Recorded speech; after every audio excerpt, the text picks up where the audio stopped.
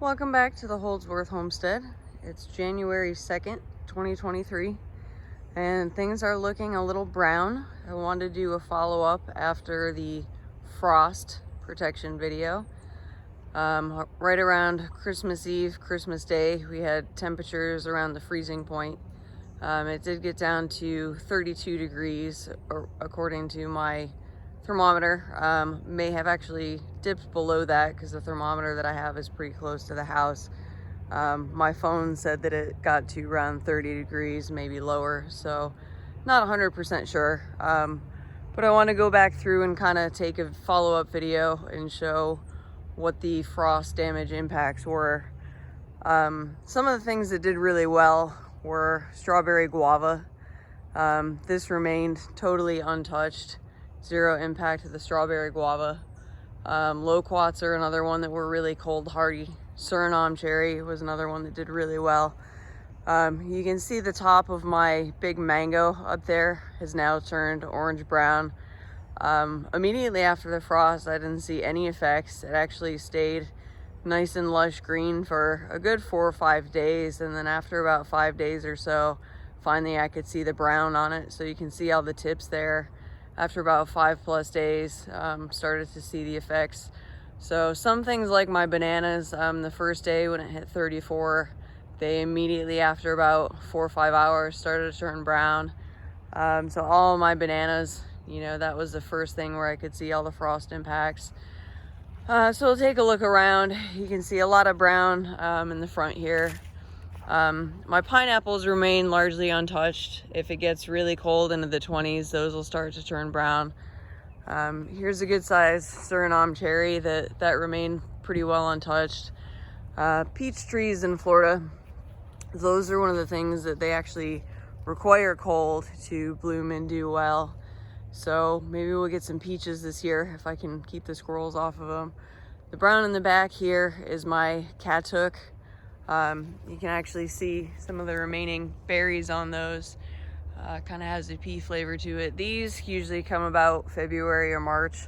I'll cut them back to within about a foot of the ground, and those usually come back pretty well. When it gets cold, those usually don't like it very much at all, but they will come back. Olive tree, that's another one that didn't really sustain any damage at all.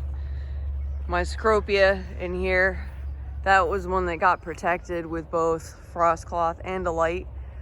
So that had no damage at all. That did really well. My Patanga tuba, those down below were tucked inside with the Cecropia. I had 2 out back that I didn't protect, and those did fine.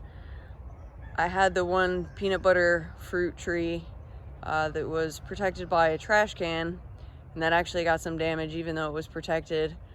A lot of my other ones that I did not protect, those are all losing leaves. A lot of my lemongrass, I mean, this time of year starts to get kind of change colors anyway, so some of that's doing its color change thing right now. As I go around, you see moringa always gets cold damage. Those all kind of shrivel up and turn brown. My gack fruit vine, that's all turned brown. These are my Discoria alata vines up on the fence there, and those kind of tend to disappear anyway. Loquat hanging in there. That's starting to get some fruit on it. So that took the cold like a champ, as expected. My strawberry trees, those did not fare so well, which I've seen that happen in the past. Sometimes those will come back, but usually they have to get cut back. You can see this one, this actually happened earlier this year, and you can see where this one was actually cut back in the past. You can see the old cuts on that one. This one actually got cut back quite a bit last year and survived, but I don't know what it's gonna do this year. This is one casualty of the cold. Actually kind of interesting to show off these little tubes. This is where when fruit trees get stressed, they have these ambrosia beetles that they bore into the trunk here, and this is actually a pretty bad infestation where these trees get really stressed, and it kind of happens to specific trees, especially certain fruit trees. The larvae are now inside of this tree, and they eat the inside of the tree, and this is kind of like the poop of the larva that's being spit out from the tree. And so if there's enough damage, it'll actually kill this tree. So a lot of times it's best to actually remove this tree. Sometimes if there's only a couple beetles that get in here, they will survive. Ice cream beans tend to be really susceptible to this. And I was going to show this on one of my ice cream beans. Usually when it gets cold, my ice cream beans tend to get a lot of damage, but you can see just up and down the trunk, this tree got really damaged, got really stressed. And actually now that I'm looking at it, there's a lot of these on this strawberry tree as well. So that's not good. That's not good for the health of this tree. It's a bad sign. It means there's a whole lot of what's called Asian ambrosia beetles infesting this tree. So not a good situation. Once they're in there, there's not a whole lot you can do to get rid of those guys since they're on the inside of the tree. So that's pretty bad. Moving around, you can see all these damaged bananas here, and they will come back. The best thing you can do right now is nothing. You don't want to prune these back in case we do get another frost. These older dead leaves will act as insulation.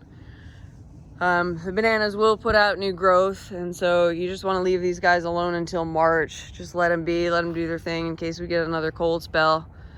Even though it looks horrible, and my first inclination is to clean them up. Some of these, they're putting out new growth. They're trying to do their thing and open back up.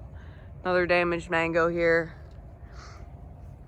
My star fruit, so these I did protect.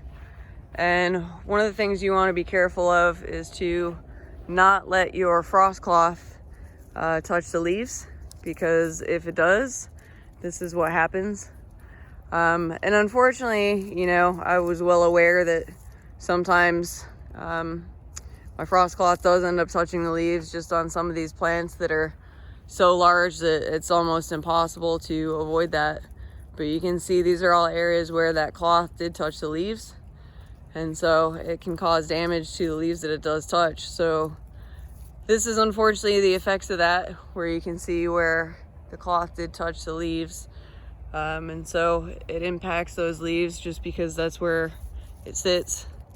And then you end up with damage and you lose those leaves. However, I would rather take the risk of, losing a few tips than not protect the tree at all and lose the whole tree. So I do still have quite a bit of fruit on this tree. I did eat one of these star fruits that was ripe just a few minutes ago. What's interesting is there's a couple of these fruits that actually you can see the cold damage on the fruit, where it's got some brown on the fruit, but that's okay. I will still happily eat them. The good thing is, my tree survived. It's got a little bit of tip damage here, but that's okay. It'll come back. This tree's, I don't know, a good 8 years old at this point. So still doing its thing. Other star fruit that got protected, still alive. Got another little loquat up there, unaffected, has no problems. Mulberries, they don't need to be protected because they lose their leaves this time of year anyway. So good things to grow that don't need to be protected. Loquats, strawberry guavas. Your other guava species do tend to have some problems. So Suriname cherries, those did well. Citrus are another one that they're cold hardy down below freezing typically. I never protect my citrus. There's a variegated kumquat still with fruit on it. My root beer plants in this garden, those got trashed. Minus, again, there's that variegated mutant that I protected. There's a miracle fruit that I protected. There's a trash can that was over it. Strawberry trees, I had 3 of those in here. Not so happy. My root beer plants, the taller ones all got trashed. What's funny is the ones that were lower to the ground, those did okay. So root beer plants all got trashed. My passion fruit vine trashed. That'll come back. I'll have to cut it back. My hibiscus, not so happy. My clusia, I already got anxious and cut some brown off of that. My sugar apple, all this top growth turned brown. Some of the lower growth that's closer to the ground, closer to the brick house, stayed somewhat green. So we'll see what's actually dead up here on the stems, or was just foliage. We'll see what's actually gonna come back. Bananas, trashed, still alive for the most part. Those will come back. I just have to be patient. My poor ice cream bean, this thing when it gets freezing, it does this all the time. So we'll see what this thing puts up with. But what's funny on these is the foliage close to the ground that's insulated by the top of the tree lives and does okay. Again, this is what I was gonna point out. So got some ambrosia beetles in it, which this happened last year, but it did still survive because the infestation wasn't too bad. What is cool on these guys though, and this is where I broke off some leaves a few minutes ago, they do put out new growth really, really quickly. So I can actually just snap off this old dead growth really easily, and you can actually see within a week it's already putting out brand new growth. New growth, new growth, new growth, new growth. And that dead just falls right away. So then it's almost like a self-mulching tree. So this will have tip dieback, you know, especially up top where the cold got it the most, where it's not as close to the ground. But right away within a week, it's got brand new growth ready to go. Same thing with my other one out back. Spanish lime, I probably could have protected this one, but it'll survive. Miracle fruit, those I did protect. Suriname cherries, I just have these guys all over the place. A little bit of damage, but they're fine. Jaboticaba, usually, you know, it's got a little bit of tip damage, but it had that before. This thing takes the cold like a champ. Lychee took the cold better than I thought. It does have some damage on the new growth. I'll be curious to see if I do still get flowers out of this thing or not. You can see some cold damage here. I did put a light on the inside of this thing to try to keep the cold away. So maybe that helps. We'll see. I had this one wax jambu on the corner that I put a trash can over, and I don't know why, but this thing just got crazy burned up. My ginger over here, this one costus, just got pretty torn up. Another strawberry guava, just totally unaffected. Had some cranberry hibiscus here that got burned pretty bad. And then, as predicted, here's my banana walkway that, again, looks like total garbage, and that's pretty sad. So I won't be able to touch this for a few months. Here's a avocado. This thing got covered, and even though it got covered, the fabric did not touch it, but the new growth on this, even all the way down here where the fabric was nowhere near it, the new growth on this got kind of burned up, but that'll be okay. I'm not gonna prune that off for now. Just let it be an insulation factor. So my Patanga tuba back here, that did pretty well. My poor peanut butter tree over here has lost a ton of leaves. So this is what a healthy banana looks like. This was a variegated banana pup from this guy that I dug up and put in a pot and brought inside. There's an ice cream bean that I dug up and put in a pot and brought inside. And then here's my nursery. All of these plants were brought inside. This is my poor mayho tree. I put a heat lamp inside of this thing hoping that that would let it live, but unfortunately, other than this bottom layer, now you can see all this leaf drop, all this brown, all this leaf curl. On the last frost, this thing defoliated 95%, and it did come back to life rather nicely. I kind of had higher expectations with the heat lamp that I put inside of it, but this poor thing is looking really rough. So my citrus remains pretty well unaffected. Not usually too worried about that. Like I said, peaches actually need chill hours, so those are okay. This poor giant Lau Lau, I tried to protect it with cloth and plastic. I don't know, maybe it was actually too much for it. This thing got fried pretty bad. My Malay apple, this I put plastic and a heat lamp around. That held up extremely well. My pollinator garden, I put a fish tank over my Dombea because that has gotten so trashed in the past. I didn't want to lose that. And it held up pretty well, but days later you can see the top where, even though it got protected, that did get some damage. Tried to protect my plumeria with a trash can, and I don't know, that sort of held up. I mean, they kind of lose their leaves in the winter. Some stay green, some turn brown, but you can see in the pollinator garden, anything that didn't get protected got pretty severe damage. This clusia got pretty well damaged. You can see all these brown patches in the yard or Widelia that got toasted. This is my big guava.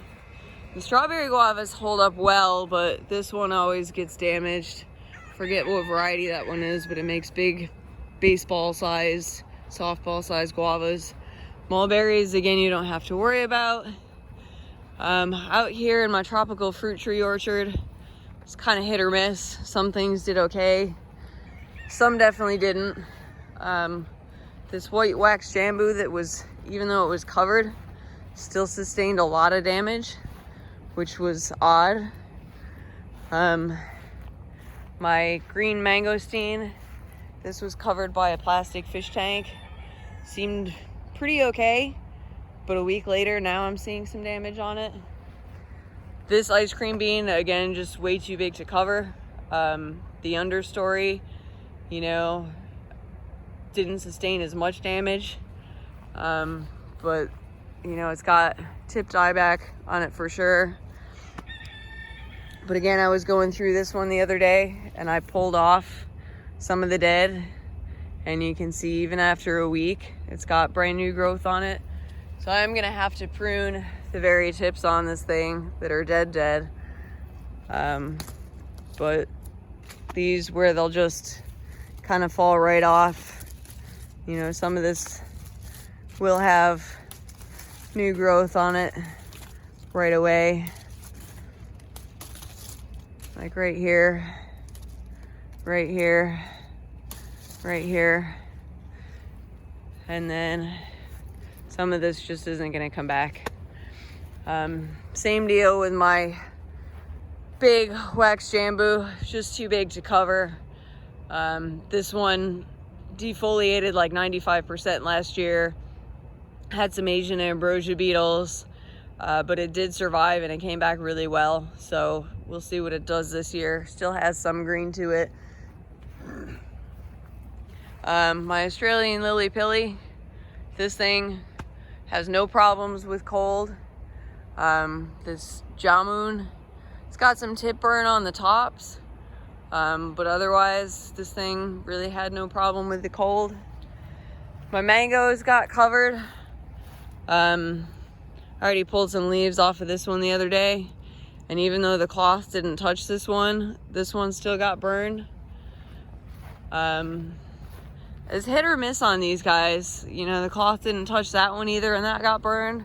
This one, the cloth definitely did touch, for sure. There was no avoiding it, but that one definitely got burned. That one, the cloth didn't touch. That one stayed pretty much untouched. So I don't know if it depends on the mango variety or what. Rainbow eucalyptus held up pretty well. Bananas back there got trashed. So hit or miss on damage. You know, certain things, like I said, hold up well. Certain things like ice cream beans and wax jambus and mayho trees definitely do not. The good thing is nothing was totally dead. It hit about 32 degrees, maybe a little bit less. On the positive, the heater always works well for the fish. Fish are fine. The aquaponics system was pretty good. The only thing that was affected with the aquaponics system is the stuff that I couldn't cover, like the vine crops. Tomatoes, cucumbers, pumpkins don't like to be at freezing temperatures. I was able to put the PVC frame over this side of the system, and all the leafy greens were, of course, fine. Those are flourishing. Obviously, this is the side that always gets the damage. As you can see, I already went through and took down all the vine crops. I did have a couple tomatoes survive, but no cucumbers, no pumpkins, no squash. All that stuff is gone. I was shocked that this Okinawa spinach actually held up. I thought for sure that that was just gonna melt, but it didn't, even though I didn't cover it. Fortunately, my cabbage did really well, and I probably didn't need to cover those, but I didn't want to take a chance, so I was able to put some plastic over those. And that concludes our frost protection follow-up tour.